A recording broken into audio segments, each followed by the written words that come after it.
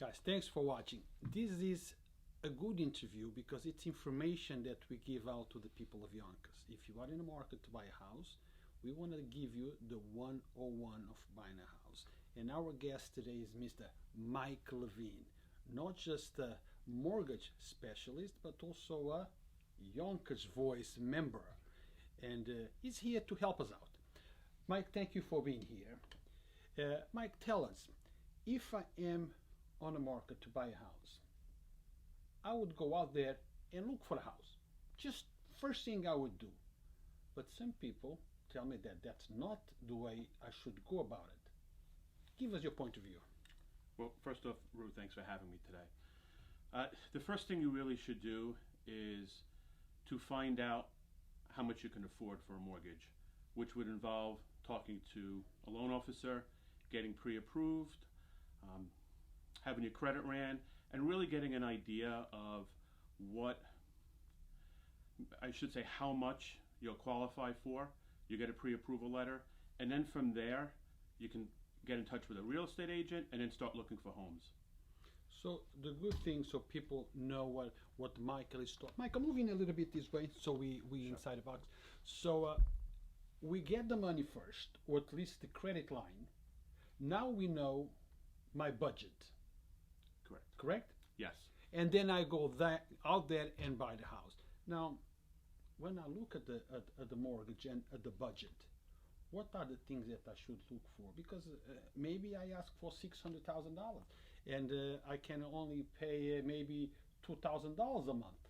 But maybe that credit line, mortgage on that credit line would be $4,000. So what are the elements that I need to look at? So one of the great things that I like to do is sit down with someone, go over their finances, and find out what their goals are. So it's not just, here's a pre-approval letter for X amount of money, let's say $500,000 as an example. It's more like, what are your goals? What are you looking to spend on a monthly basis?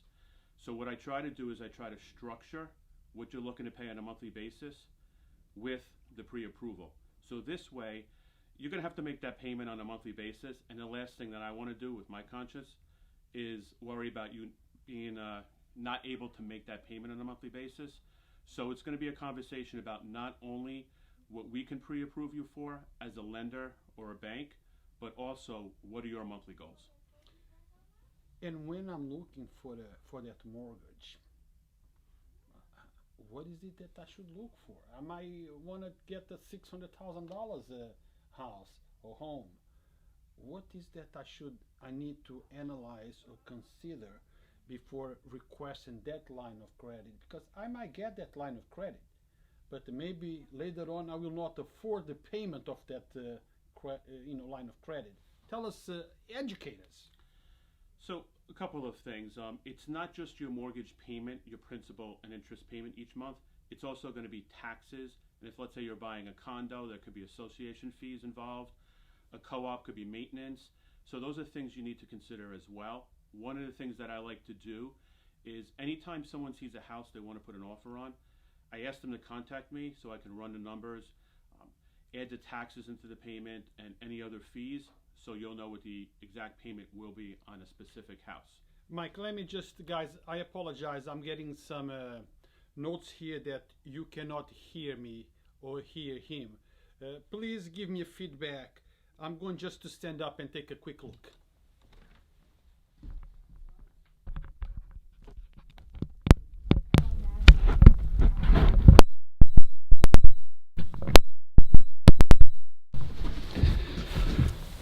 That's it. Well, that's what happens once in a while. Technology does not work all the time. I wish it did, Mike. I wish it did. So, how is the sound now, guys? Give me a a comment letting me know if the sound is good or not good. So let's carry on. So we will talk about the line of credit. So give us back what you just said. Okay. So there's more involved in me just telling you, this is what you pre-approved for. So outside the principal and interest payment is going to be taxes, and each house is going to have different taxes associated with it. There are also, if you're buying, let's say, for example, a condo, could be association fees, and if it's a co-op, could be maintenance as well. So what I suggest for anybody that I'm working with is that they contact me on each and every property that they want to make an offer on. This way I can give you what the exact monthly mortgage payment is going to be. So this way we can make sure that it's going to fit within your monthly budget. Now, Mike, I'm ready to buy my $1 million home. How do I reach you? Well, there's many ways you can reach me. I'm on Facebook under Mike Levine.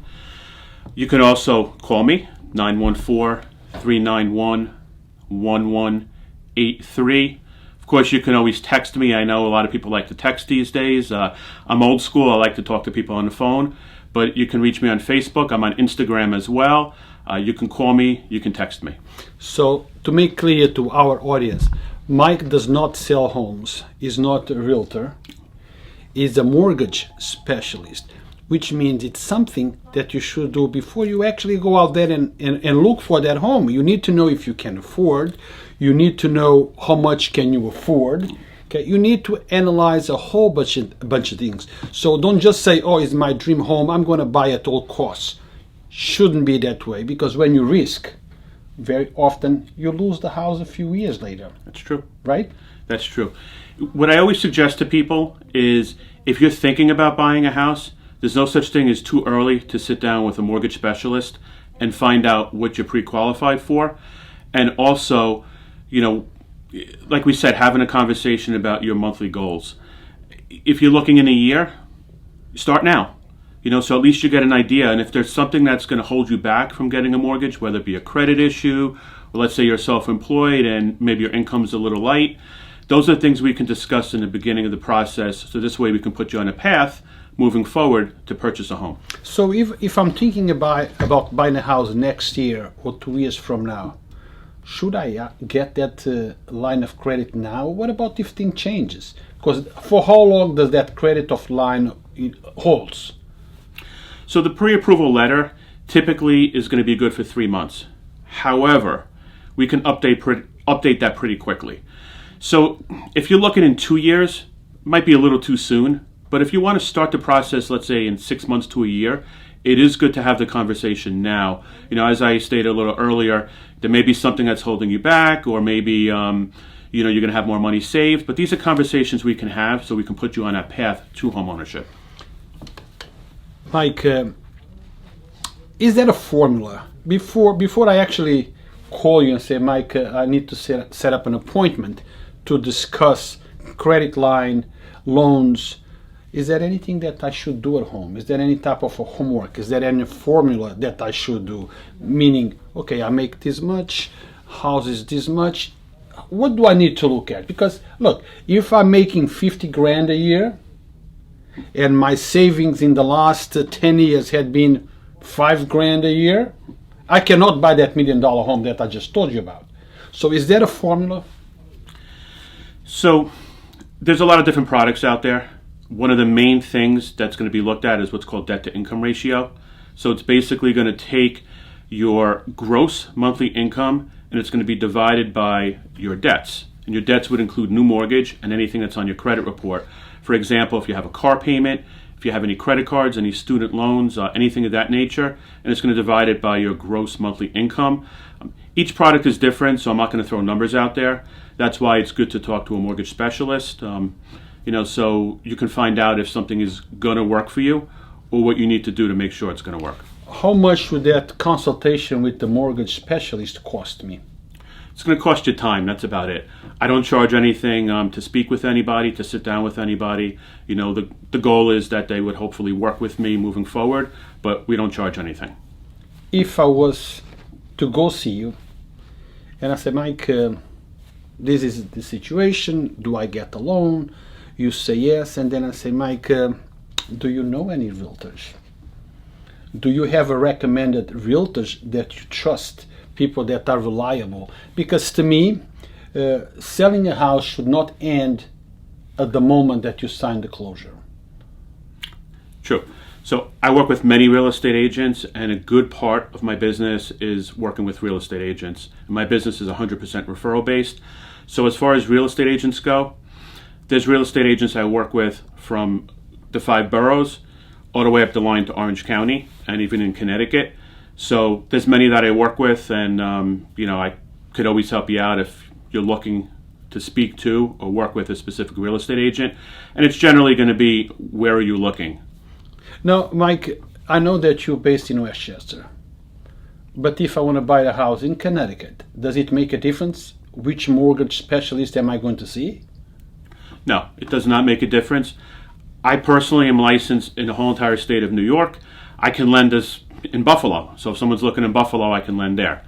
I'm also licensed in the whole entire state of Connecticut as well. My company is licensed in all 50 states.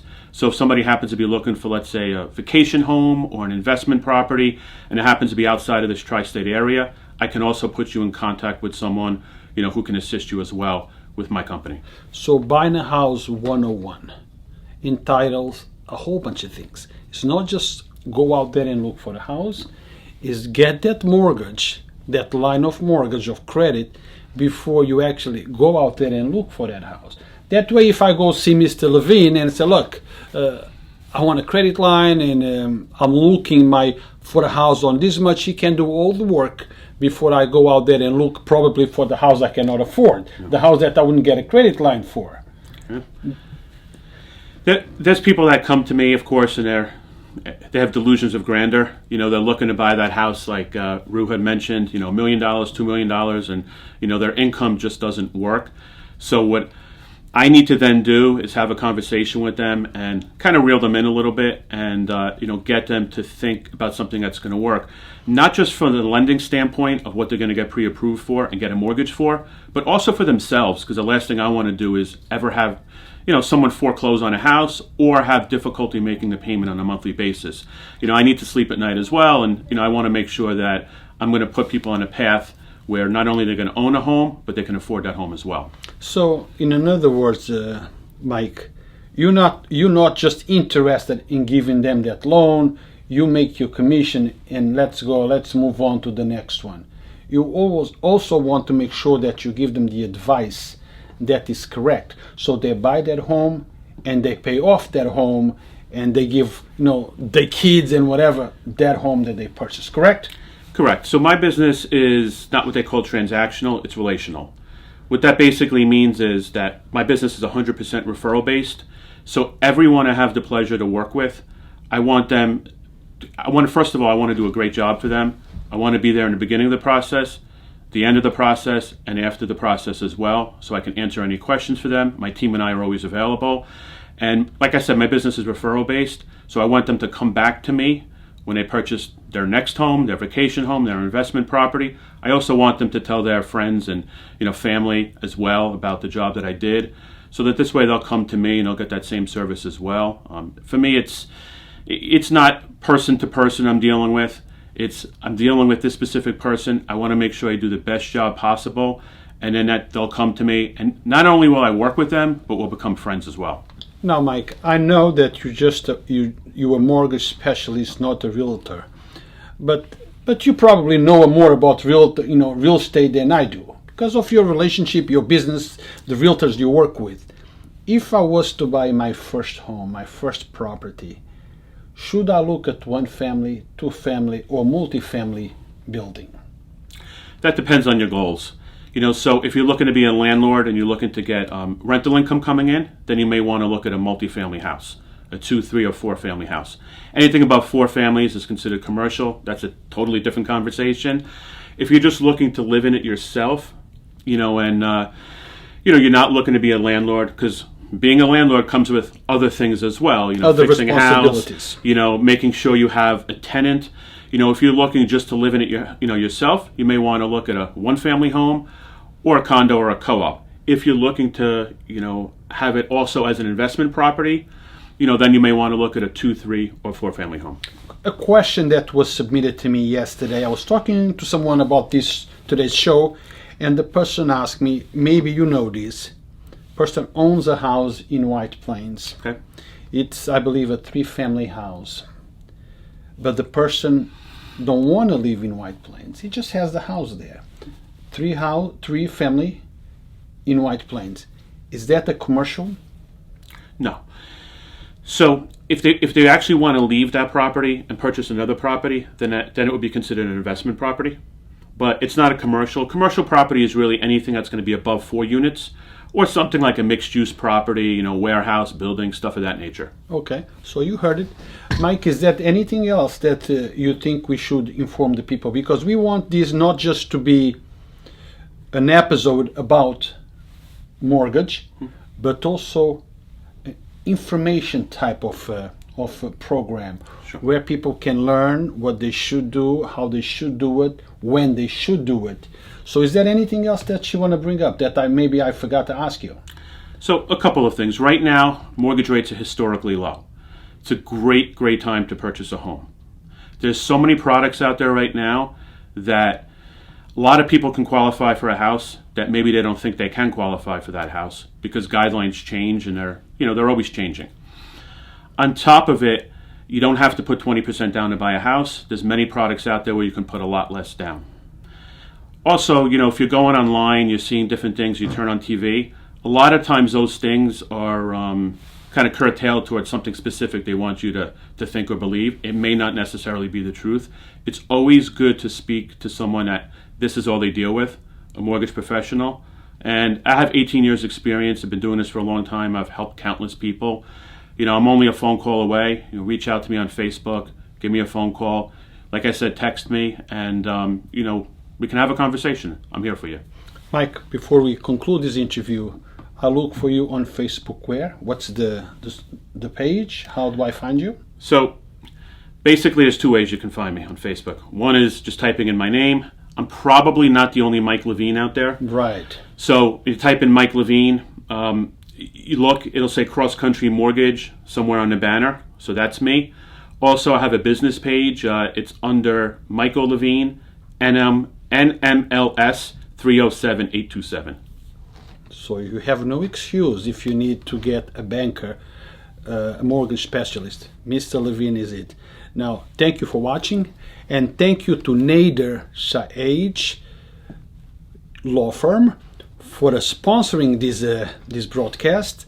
Nader Saage is located at 10 Palisades Avenue in Yonkers, New York. He's a law specialist. I don't know if that's the right way to say it. It's medical malpractice, buying real estate, criminal, general practice. So if you need an attorney that you can trust, Nader Saage at 10 Palisades Avenue in Yonkers is the place to go. Don't forget to tell him you saw this commercial on Yonkers Voice. How does that sound? Sounds great. Thanks, Rube. Stay tuned for more. Thank you for watching. Take care, everyone.